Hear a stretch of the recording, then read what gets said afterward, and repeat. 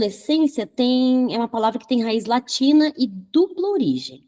Então, tanto vem do latim, ad, né, ad, a para, né, e olescer, que é crescer. Então, significando assim, pessoa capaz de crescer. Quanto, né, que é o outro sentido, vem também de adolescer, que é a origem da palavra adoecer, ou seja, pessoa apta a adoecer. Então, o que a gente pode dizer um pouquinho sobre? É uma fase importante e por que não impactante, né? Dizer desse impacto que é para o sujeito passar por essa fase do desenvolvimento humano, onde se vive um limbo, né? Eu costumo brincar que é a fase do nem criança, nem adulto. Então, essa dupla origem já nos remete, né? A dupla origem dessa palavra nos remete à complexidade que envolve a adolescência e as ambiguidades vividas pelo adolescente durante sua travessia. É tempo de se desenvolver, crescer, seguir adiante. É tempo também de experimentar os sofrimentos e adoecimentos que perpassam essa travessia, a adolescência. Usa aqui a palavra travessia inspirada na imagem de uma ponte, que une a dimensão infantil e pré-adolescente do jovem ao início da dimensão adulta. A travessia, ela se dá por esta ponte na qual o que é real se apresenta, como nos ensina Guimarães Rosa. Ele diz assim, ó, o real não está na saída nem na chegada. Ele se dispõe para a gente, é no meio da travessia. Então, seguindo com essa lente, com esse norte, logo percebemos que a adolescência não se resume a somente uma fase entre a infância e a adultez, mas sim vai mais além. O adolescente está construindo uma nova identidade durante essa fase de travessia. Faz parte de ser adolescente viver mudanças corporais que, além de serem rápidas, muitas vezes são experimentadas como impostas e fora de controle. O corpo não pede permissão para mudar. Isso reforça a vivência do adolescente de ser estranho para si próprio, ou mesmo, em alguns casos, de ser habitado por um estranho. Esse estranho vem a ser um novo corpo, o corpo da adolescência, mas ainda nem criança nem adulto. É este novo corpo que pede a constituição de uma mente que o acompanhe e que dele se aproprie, dando andamento ao desenvolvimento sexual do jovem. A mente da infância já não consegue acompanhar as rápidas mudanças corporais que se impõem. Diante dessa fase, eu ressalto aqui, gente, a importância do trabalho psicanalítico que favorece a expressão da psique do jovem, que conta com a escuta e o olhar clínico, possibilitando a transformação de emoções não pensadas em palavras, imagens, ou pensamentos oníricos, quando surgem sofrimentos e adoecimentos psíquicos, decorrentes de um descompasso corpo-mente-cultura. Lembro aqui a importância para o jovem de experimentar esse caos, né? E a turbulência inerente à adolescência. É através do processo psíquico que o adolescente, na parceria com o seu, né, sua, analista, cria a possibilidade de viver este caos e de atribuir sentidos e representações para as vivências que tanto o assustam, para a sua dor psíquica. Ouvindo uma mãe muito saudosa uma vez na clínica, da fase infantil das crianças, né, dos filhos. Ela, muito emocionada, num sobressalto, ela coloca assim, ainda bem que depois daquela infância teve adolescência, porque aí marcou uma separação, né? Então, essa adolescência sentida pelos pais, muito sentida também por quem passa pelo adolescente, não passa imune, né? Não passa despercebida, mas ela é muito importante, assim como pontua no momento de análise uma paciente minha. Karine, quero muito te ouvir, ver o que você traz sobre isso. Fique super à vontade para tecer aí, né, comentários para a sua fala e depois a gente discutir, né, causar aí uma provocação para que a gente fale mais sobre isso. Uhum. Bom, boa noite, gente, novamente, né? Chegou um pessoal depois, sim, traz muito dos conceitos que eu vou trabalhar aqui posteriormente. Agradecer não só a uma das Fernandas, mas as duas, né, pela oportunidade de estar falando aqui hoje. E dizer que, enfim, me sinto honrada, né, de fazer parte desse momento. Eu acho que para além de uma possível transmissão de, enfim, de algum conhecimento, é um momento de troca, né? Então, enfim, eu vou trazer algumas questões aqui, né, alguns estudos.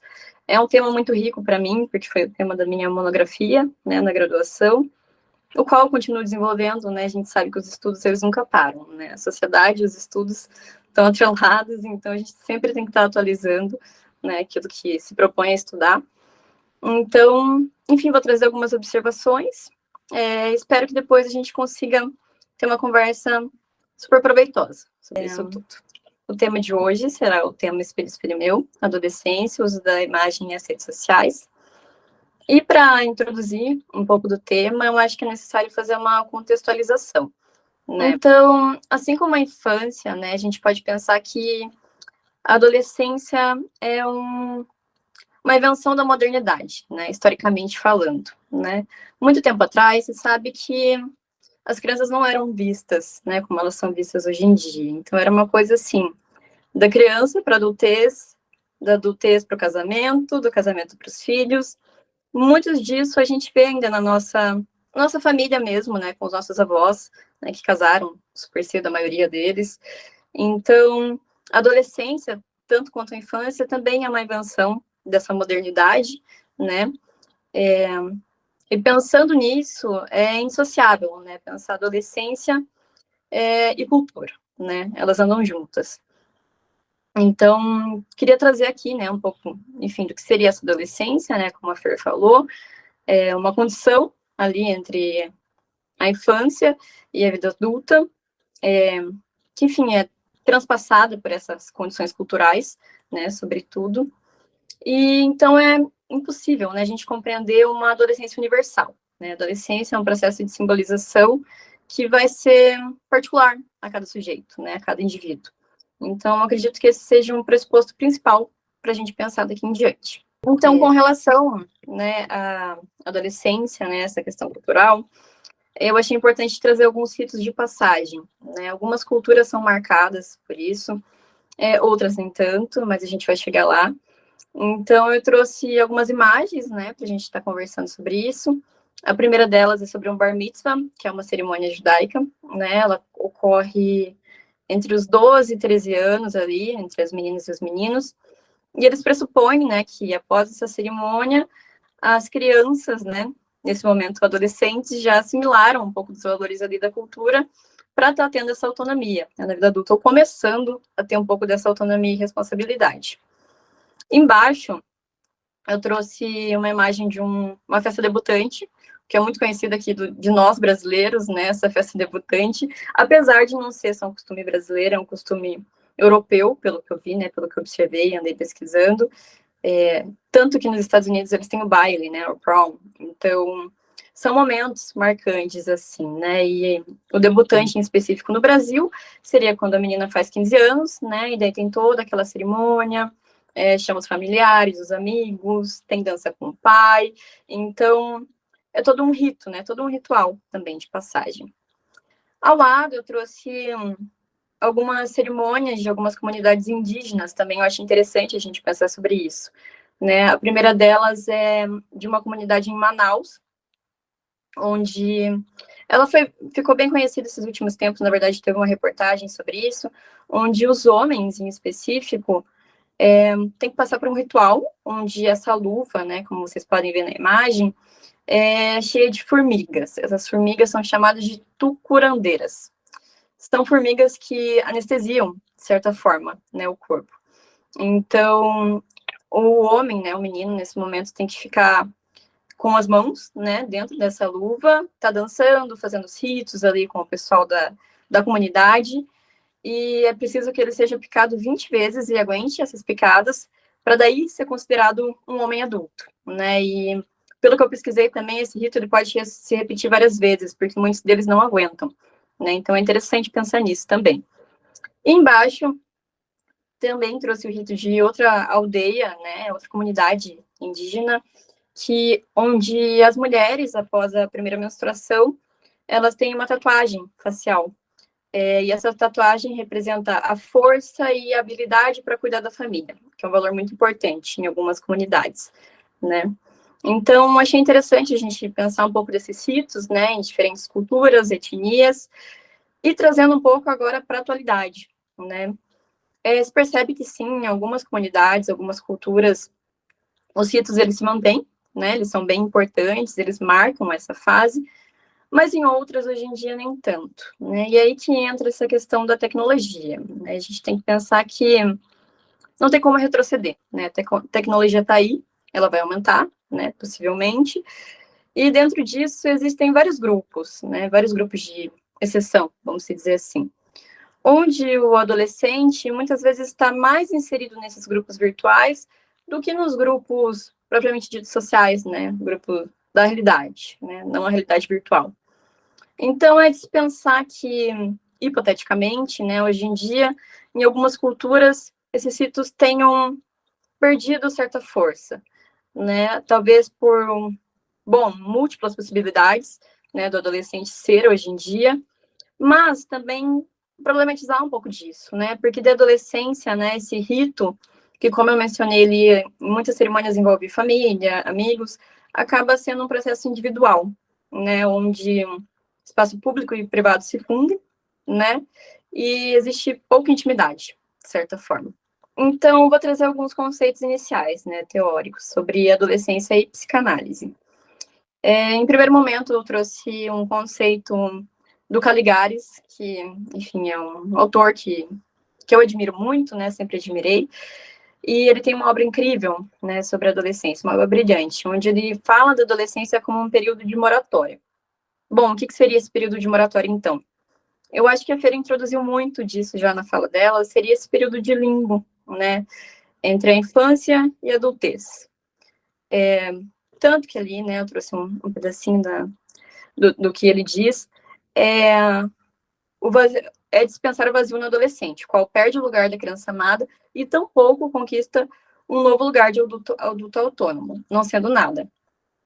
Então, é dispensar esse meio termo como algo angustiante ao adolescente, né? É como se ele tivesse ali entre a linha de chegada e a linha, entre muitas aspas, a linha de início e a linha de chegada. Bom, é um limbo, né? Onde acontecem muitas coisas contraditórias, né?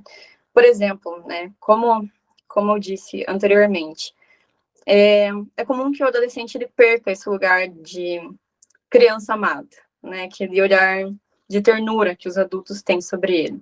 Mas ele também não tem um olhar de um adulto autônomo, que pode, enfim, tá fazendo o que bem entender. Então, acaba sendo muito contraditório, porque nesse período, os pais vão incentivar, de certa forma, né, uma posição diferente desse sujeito, mas um pouco confusa, né? Bom, o que esperam de mim? Já que eu não sou uma criança, eu não sou um adulto, o que eu faço com esse meio termo? Né? Então, é comum que o adolescente ele se sinta revoltado com tudo isso, né? Por isso que falam muito, né? O adolescente é rebelde, ou a boa recente. Bom, não é bem assim, né? É um conflito muito mais complexo, né? Um período repleto de significações ali, né? Então, como eu falei, é uma transformação iminente da imagem e da identidade do adolescente conquistada ali na primeira infância. E o autor traz um ponto muito interessante, que vai de encontro com o tema, né? Ele fala que logo, né, com todas essas mudanças, né, o adolescente ele perde essa identidade que ele tinha constituído lá na primeira infância, né, a identidade infantil, perde aquele corpo, né, aquele corpo ingênuo, talvez, inocente. E ele se olha no espelho, bom, quem é esse? Né, ele não se reconhece nessa imagem. Então, o espelho ele pode acabar sendo muito paradigmático, né? Ele pode ser tentador ao adolescente, mas também assustador, né? Eu acho que isso vai direto de encontro, né, com o tema proposto. Então, eu achei importante trazer um trechinho do livro que eu acho muito interessante nesse sentido, que seria, né, vou ler para vocês. Parado na frente do espelho, caçando as espinhas, medindo as novas formas de seu corpo. Desejando e ogerizando seus novos pelos ou seios. O adolescente vive a falta do olhar apaixonado, que ele merecia quando criança, e a falta das palavras que o admitam como par na sociedade dos adultos. Sendo assim, a insegurança se torna traço próprio da adolescência. Né? Então, vai de encontro com tudo isso que eu falei anteriormente. Né? O adolescente está ali vivendo, né, esse caos todo, né? E, bom, ele não opta por isso, né? Ele, enfim, vai ter que passar por essa fase. E logo ele não se reconhece, né? E esse olhar que ele tinha desse outro, que seria esse par, né, iminente ali na infância, os pais ou os cuidadores, enfim, já não é o mesmo, né? E nem o olhar sobre ele é o mesmo. Então ele vai ter que, enfim, buscar reconfigurar isso de certa forma, e isso demanda um trabalho, né? Então é comum que dentro dessas identificações o adolescente ele busque alguns grupos de exceção. O que seriam esses grupos de exceção? Né? Grupos normalmente entre adolescentes, né? Pessoas com quem ele pode se identificar ou partilhar desse momento, podem ser marcados por, enfim, vestimentas, gostos musicais, enfim, lugares em comum. Então, é como que ele vai buscar esses grupos como uma forma de fuga, né, esse período de moratória, né, pessoas com quem ele consiga trocar, se identificar, e aí, talvez, ir construindo novamente uma nova imagem de si, né, a partir dessas novas identificações. Então, ainda dentro, né, das concepções mais teóricas, eu trouxe um outro livro, que seria lá Adolescência Normal, do Aberystwyth Nobel, que também foca, né, nessa questão da adolescência e como seria, né, essas novas significações e simbolizações. Bom, os autores, eles acreditam que para elaborar, né, esse período da adolescência, o adolescente vai ter que lidar com 3 lutos que repercutem na esfera do pensamento. Um deles seria o luto pelo corpo infantil, outro luto pela identidade infantil, e por último, o luto dos pais na infância. Bom, o luto pelo corpo infantil em si, ele vai ser duplo, né? Ele vai ser no sentido dos caracteres sexuais secundários, né? E também das funções biológicas pré-existentes. Então, como a Fer mencionou, né? Ocorrem muitas mudanças nesse período e é algo que o adolescente ele não escolhe, né? Ele, enfim, vai ter que passar por tudo aquilo.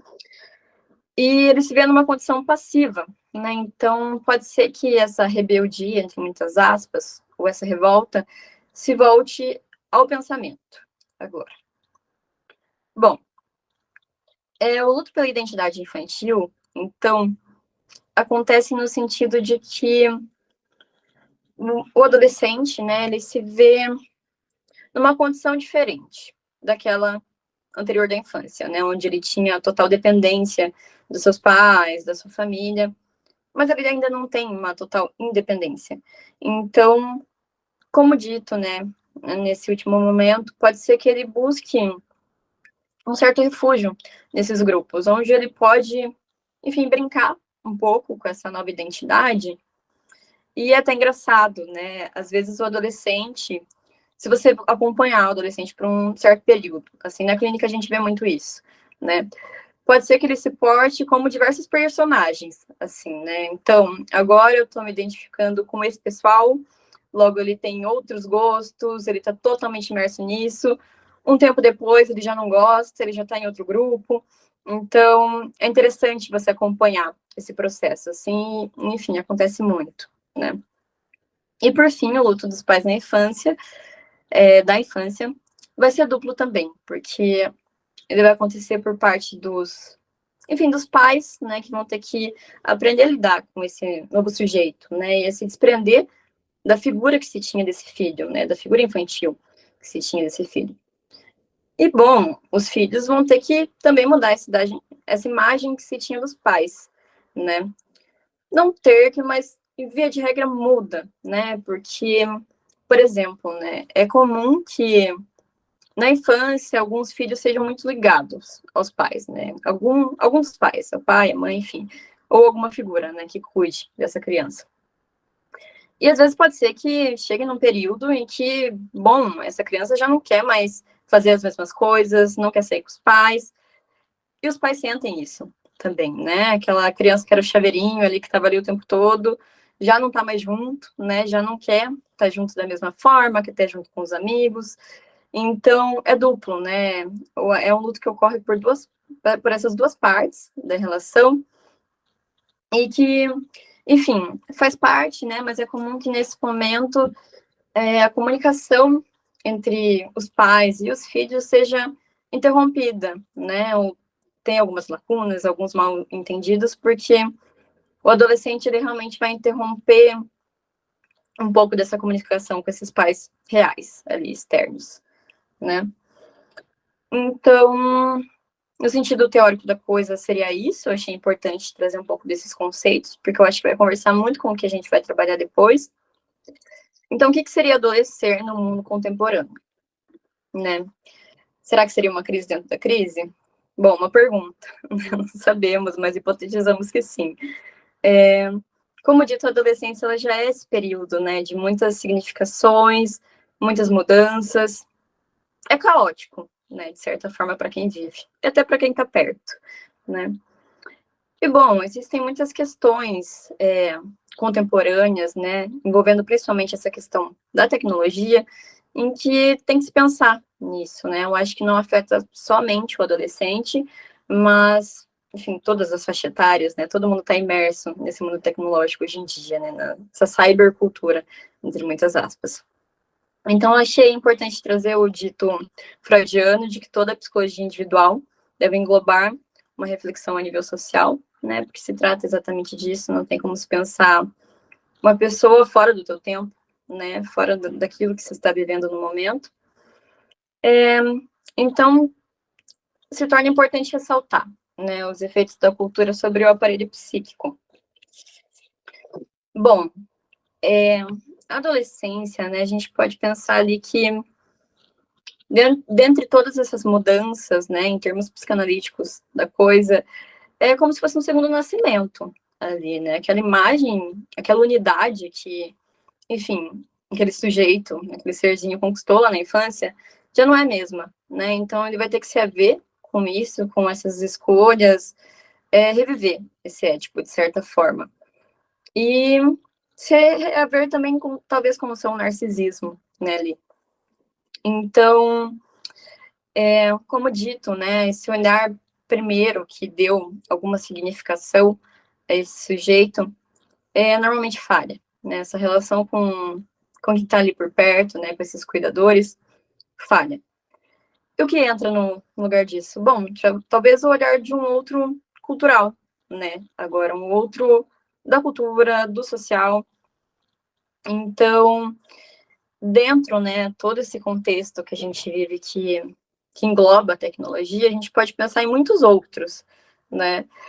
Vários outros grupos, né? Não sei, um Instagram, um Twitter, jogos online, etc. São diversos grupos e diversos outros ali te observando, né? Diferente do que pode-se pensar que era há muito tempo atrás, né? Aqueles grupos que a gente vê muitas vezes em filme, né? Os grupos escolares das patricinhas, do punk, dos hippies.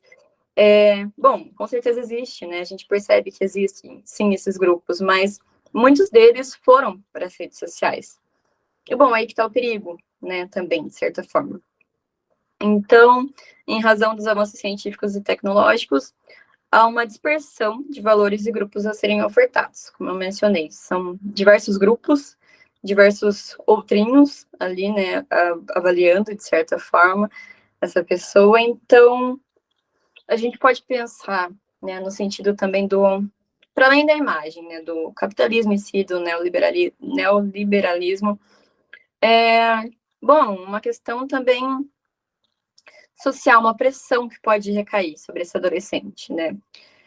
No sentido de, bom, você tem que estudar mais, você tem que complementar teu currículo, você tem que muitas coisas, né? Hoje em dia a gente sabe que é assim, porque existe uma influência, talvez, né, dessas pessoas que estão por perto, uma preocupação também, nossa, o mercado de trabalho está difícil, Então, é muito comum que a gente veja os adolescentes fazendo muitas coisas ao mesmo tempo. Alguns deles, né? Com essa questão mais voltada ao estudo. Bom, outros, no que diz respeito à imagem em si, podem se ver pressionados a seguir um padrão social estético, né? Um padrão de beleza ali. Então, as redes sociais, né, acabam influenciando muito nesse sentido. Então, é como se nunca fosse suficiente, né? E pode-se pensar que o marketing, inclusive, entra nisso, né? Bom, um adolescente vai ver que para ele ser bonito ou para ele ser desejável, ele tem que comprar tal produto, ou tais produtos. Então, diferente de uma repressão desse gozo, se torna um gozo imperativo, né? De mais e mais e mais. Então, eu acho que é interessante a gente pensar nesse sentido. E já ligando um pouquinho, né, com a questão da imagem, se aprofundar em uma dessas redes que eu pensei que seria o Instagram mesmo, né, que é uma coisa que está aí, dificilmente alguém não tem Instagram, né, e que se vê muito na clínica, né, essa questão com o Instagram.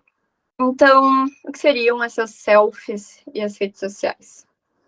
Bom, no que diz respeito a essa questão da imagem mesmo, a gente pode pensar no Instagram, como eu falei, né, como uma rede social que acaba sendo movida por essas imagens, por esses registros.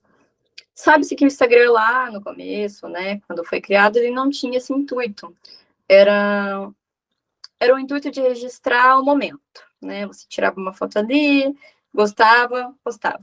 Era mais ou menos isso, mas isso lá por, sei lá, 2010, né, quando surgiu, acredito eu, 2010, 2011. Hoje em dia se percebe que não é assim, né? O Instagram ele se torna ali mais uma vitrine, talvez, né? Uma forma de se auto-objetificar, de certa forma. Então, aí que entra as selfies, né? Bom, o que seriam essas selfies? Essas selfies podem ser umas selfies mesmo, né? Uma foto tirada de si mesmo, ou uma foto que outra pessoa tira de você. Mas o ponto não tá aí, né? Por meio dessas selfies, a gente percebe que existem, às vezes, muitos meios de modificar essa imagem. Como a gente falou, a adolescência ela já vai estar ligada a isso, né? Essa reconstrução dessa unidade psíquica e corporal. Então, pode ser que através dessas imagens, o adolescente passe a usar filtros, Photoshop, algumas coisas que manipule um pouco disso, né? De como ele quer ser visto nesse período. E daí que tá, né? Através do registro, enfim, do post, disso, pode ser que o adolescente tenha alguns feedbacks, né? Como likes, então, logo tenho mais likes, sou mais bonito, sou mais adorável, as pessoas gostam mais de mim.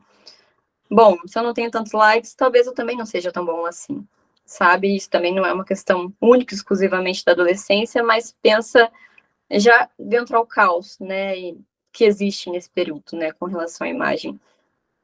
Então, como eu trouxe ali, pode ser que, por intermédio dessa modificação da imagem, se cria um segundo eu. O que seria um segundo eu, né, nesse sentido?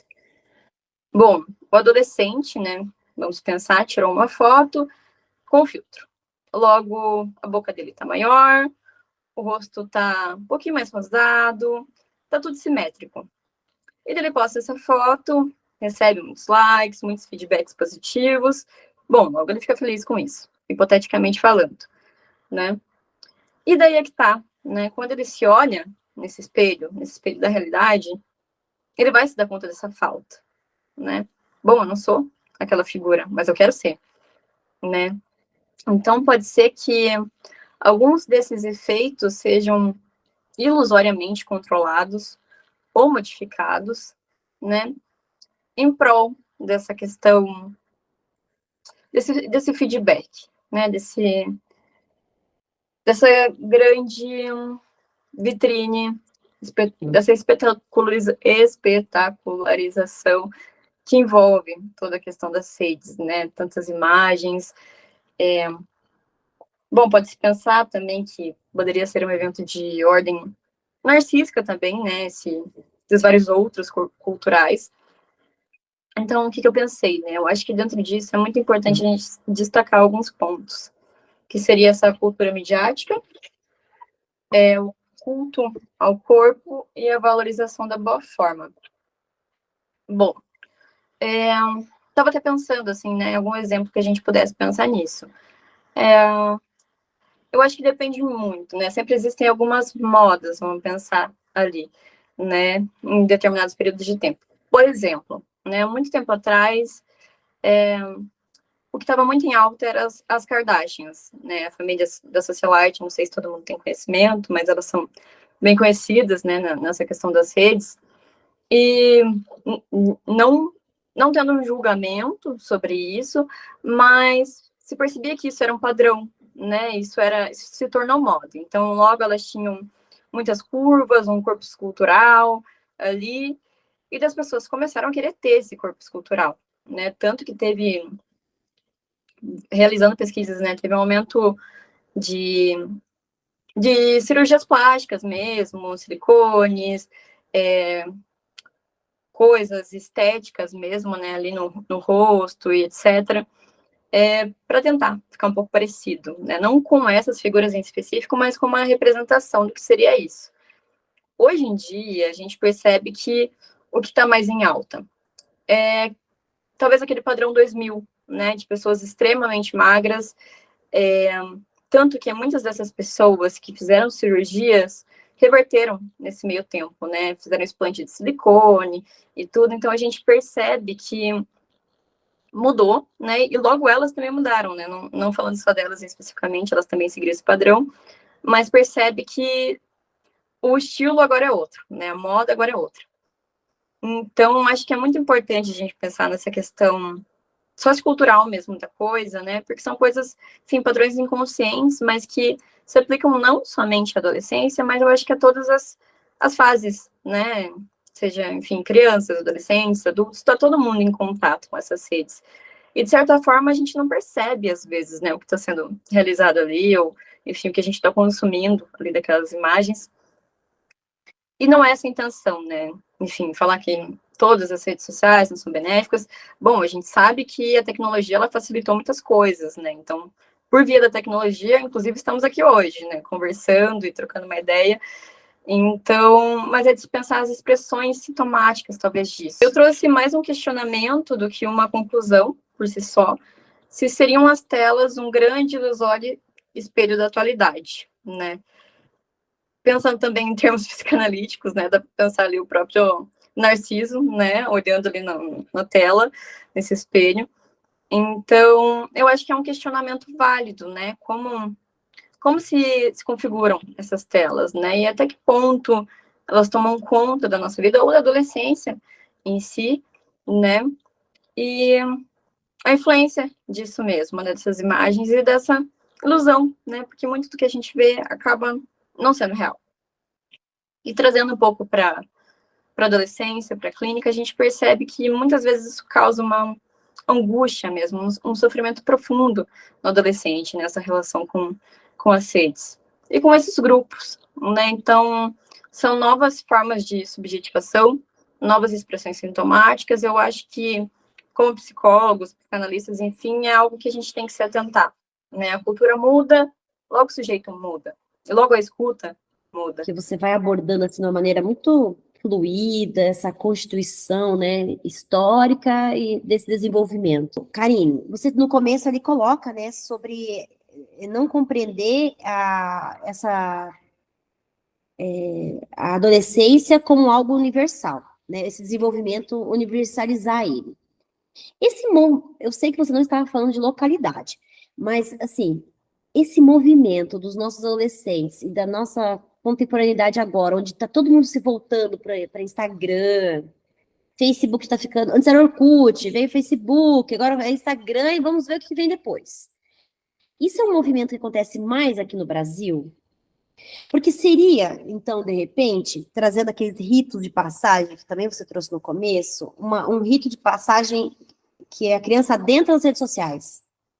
O adolescente adentra nas redes sociais, depois isso talvez vai perdendo um pouco sentido. né? Será que isso está mais aqui? Será que está em outros lugares também? Porque eu sei que o uso do Instagram é mais no Brasil, né? Sim. Snapchat, acho que na Europa, né, usam mais. Sim, Você pensou em alguma coisa sobre isso? sim, pensei. Bom, eu acho que não seja única e exclusivamente no Brasil, né? Acho que isso sim se acentua aqui de certa forma, até pelo sentido de que, não sei, vamos pensar essa questão de influencers sociais, né? De blogueiras e tudo. Isso é muito, muito maior aqui no Brasil, né? Então, essa questão das pessoas seguirem e consumirem esse conteúdo, ficarem olhando, né? Essas blogueiras, essas influencers ali, é um movimento que acontece muito mais aqui, né? Tanto que você pesquisa, assim, pesquisa rápida mesmo, vendo algumas reportagens, assim, né? Enfim, alguns sites, você percebe que tem, tem uma ênfase nisso, né? No consumo dessas pessoas, do conteúdo dessas pessoas no Instagram e de querer ser igual a elas, muitas vezes, né? Tanto na infância e na adolescência, principalmente, porque isso é um pouco mais complexo, né? Então, creio que sim, creio que se acentua mais no Brasil, justamente porque lá fora não existem sim influencers, mas isso é muito mais forte aqui, né, do que lá fora.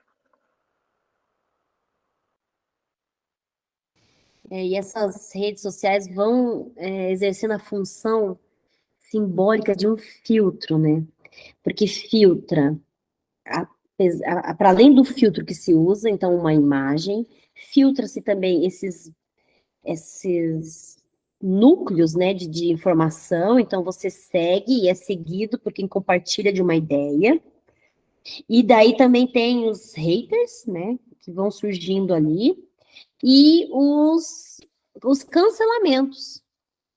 É toda uma lógica de funcionamento que eu trago para minha identificação, que acontece virtualmente. E aí é muito genial quando você coloca que é a crise dentro da crise, porque isso aqui desenha exatamente uma crise, né? Essas mídias, essas redes sociais.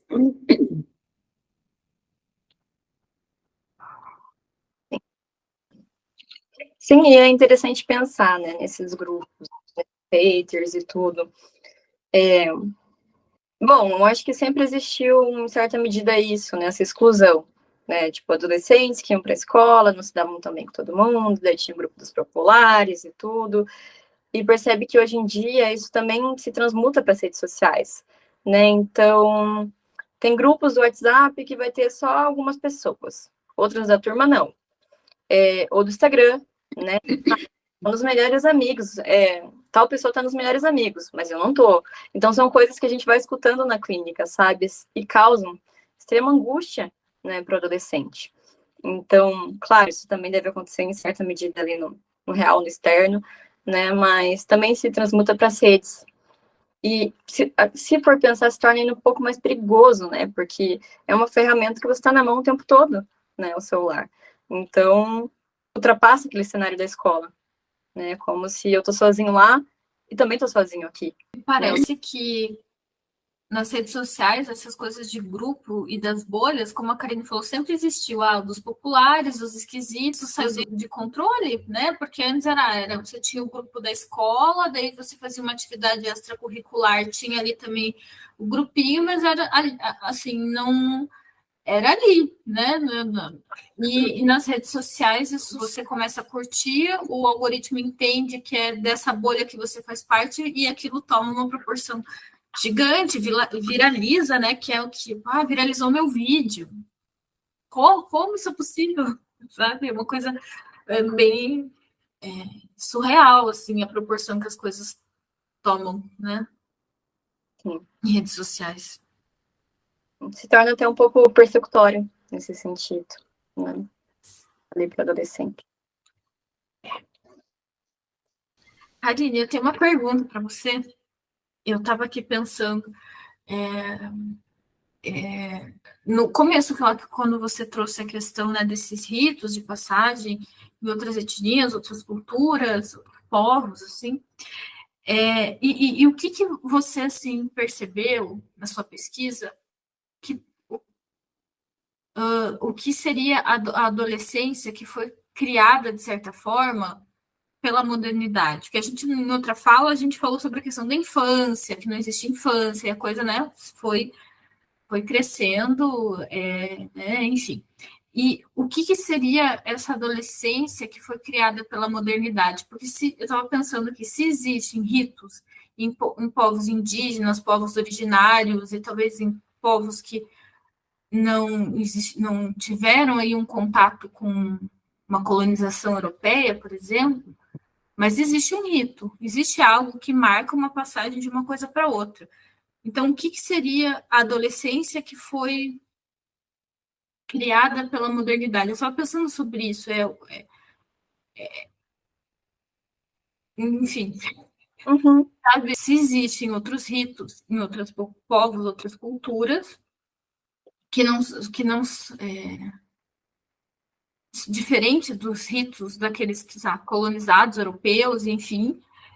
Então, o que é a adolescência? Como que a modernidade construiu essa adolescência?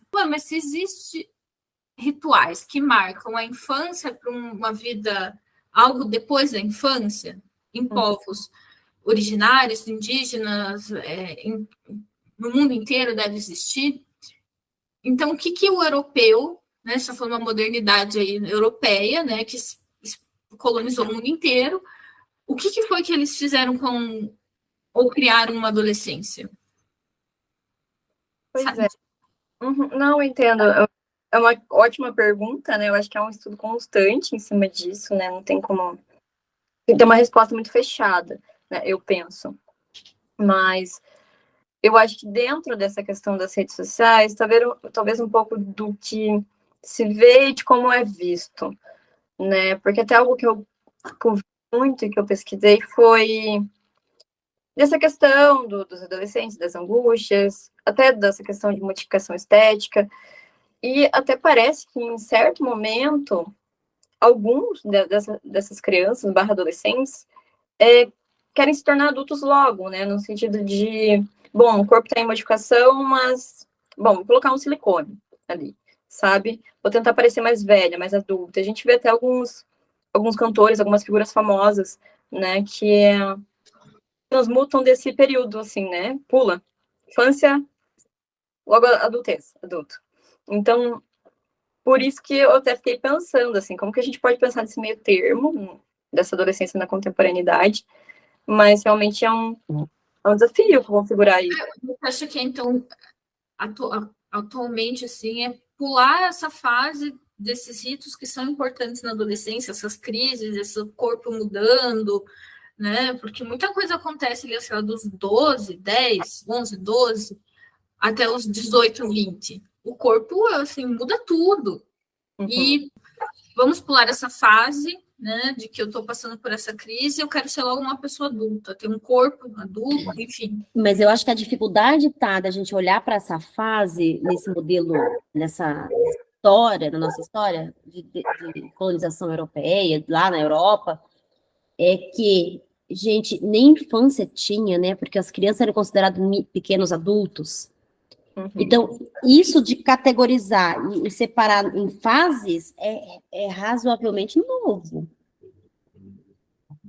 E, de repente, o que marca agora o ritual contemporâneo da entrada na adolescência é a entrega de um celular para a criança, ou de um tablet. Não sei, eu fiquei pensando no que vocês estavam dizendo e fiquei vendo, porque é uma grande questão para os pais pensar, dou ou não dou um celular? E vira todo um frisson em cima disso. Só com 10 anos, eu ouço bastante isso. Não, quando você tiver 10 anos, você vai ganhar um celular. Ou os pais dão antes e vem também num sentimento de culpa. Eu tive que dar, era importante por conta do pertencimento do meu filho nos grupos, porque era o único que não tinha WhatsApp. Mas eu monitoro, eu estou olhando tudo, é tudo monitorado. Então, assim, parece que a entrega desse aparelho marca, assim, uma entrada para o social. Uhum. Que antes era esses bailes de debutantes, né? Era apresentar a sua filha para a sociedade, só que era com 15 anos, né? Agora com 10. Agora faz um Instagram, faz uma página. E é muito interessante pensar nisso, né, Fer, que você trouxe do celular, porque às vezes, muito antes desse adolescente ter o próprio celular, tem pais hoje em dia que fazem Instagram para criança que nem nasceu, né? E postam como se fosse ali criança e criam legendas, né? Com uma colocação da criança. Para garantir o arroba. Sim, sim, fiquei pensando nisso. Para garantir o arroba. Então, assim, você tem um registro no cartório e tem um registro virtual. É um Uhum. nascimento ali também, sabe? Então, esse sujeito tem que existir ali para existir, porque se ele não estiver ali, não existe em alguma maneira, de alguma forma, não está existindo. Principalmente os marcadores de gênero, né? Nesse contato, seja nas redes sociais. É que hoje a gente fala que vai acessar a internet, né? E há muito tempo a gente fala isso, só que a gente não sai mais da internet, a gente está imerso nisso que é a internet, né? E os adolescentes vão contando na clínica o quanto, às vezes, você escuta algumas ideias bem abstratas ali do que é ser um sujeito na sociedade, seja homem, sobre ser mulher, e aí parece assim que eles vão ampliando esses olhares, né? Quando vão falando. Eu acho que uma questão muito difícil, assim, da escuta clínica com adolescente, que eu penso, é justamente essa nova compreensão sobre o mundo que vai se criando e essa impossibilidade, muitas vezes, de, sei lá, ter uma autonomia para decidir, né? Porque, como você colocou, Karine, fica nesse limiar, né? Não é mais uma criança, mas também não é um adulto, né? E você vai percebendo tudo isso. E a gente escuta também até os adultos que passaram pela adolescência, trazendo justamente esse olhar dos outros, né, na sociedade, desse corpo que vai mudando. Essa menina que está criando seios, agora tem que, né, tem um novo acessório, que é o sutiã. Então, são muitas mudanças, e é muito desafiador também, acho que escutá-los, né? Porque justamente são bastante silenciados também, né? Por se entenderem como adultos, mas também não são crianças. Acho que bem interessante pensar sobre esse tema. Uhum. Porque a criança, adolescente, então, tem coisa que você já não pode fazer porque você já é muito grandinho para isso.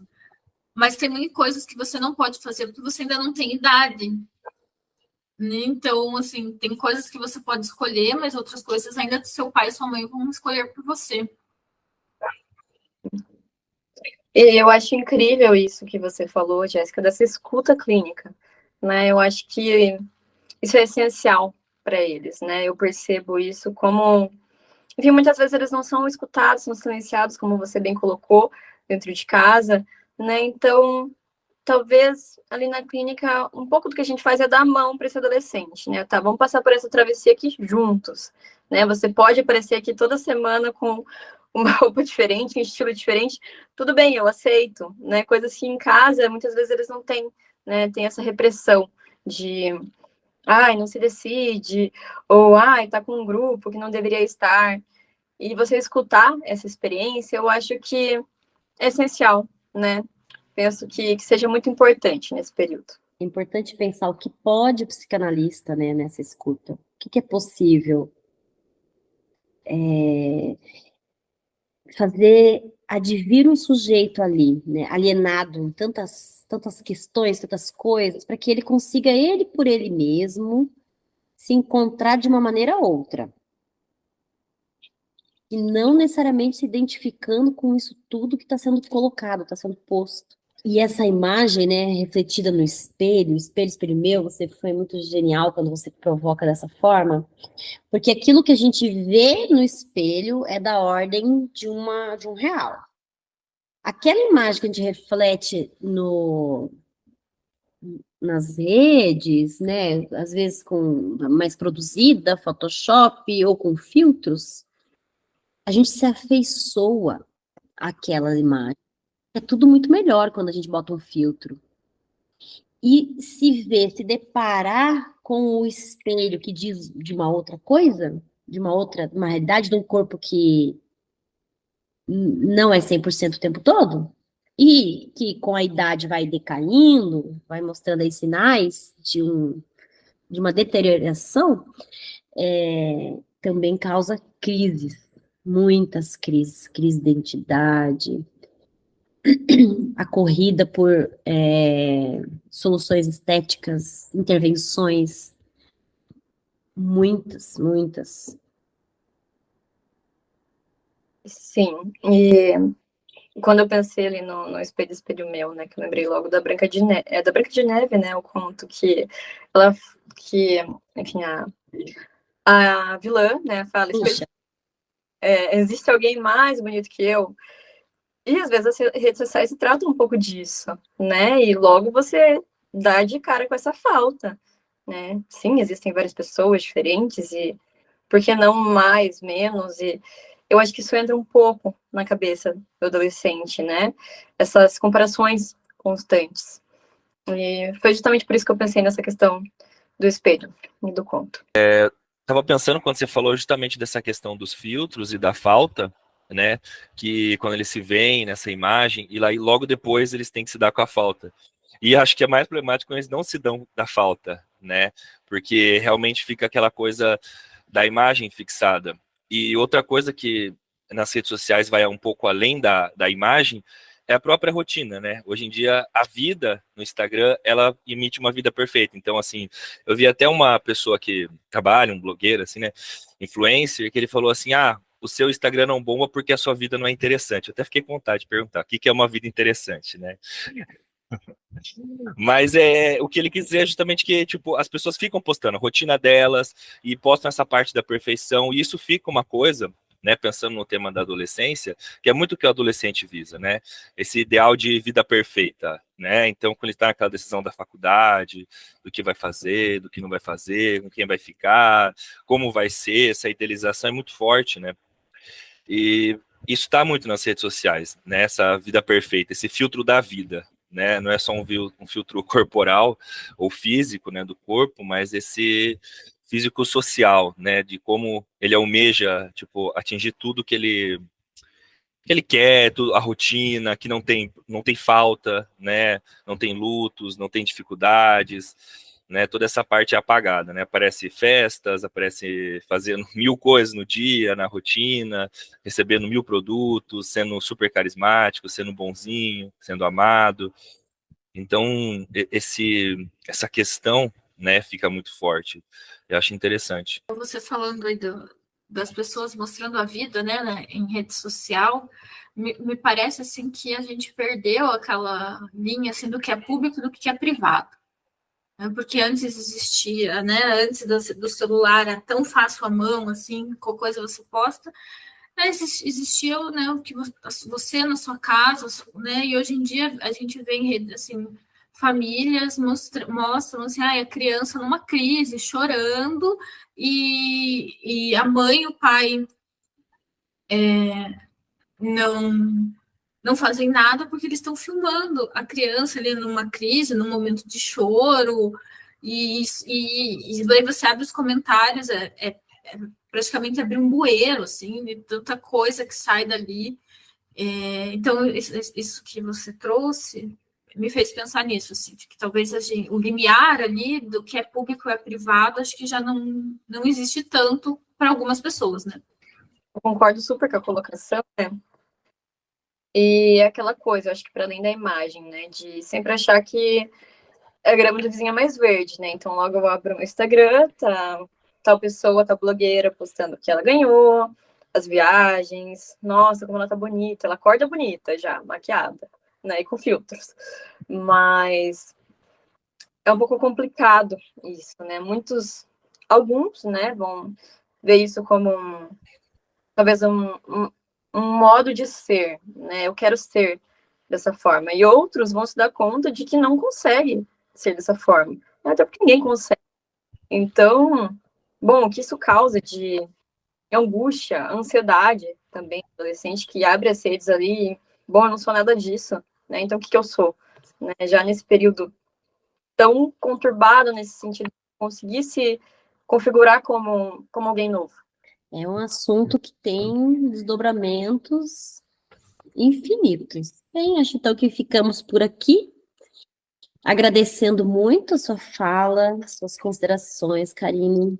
Ótimo tema de estudo. Tem muita coisa ainda para ser olhada e vista, porque isso chega na clínica sempre. Obrigada a participação de todos, presença. Foi muito legal. Muito bom. Foi muito bom mesmo. Obrigada.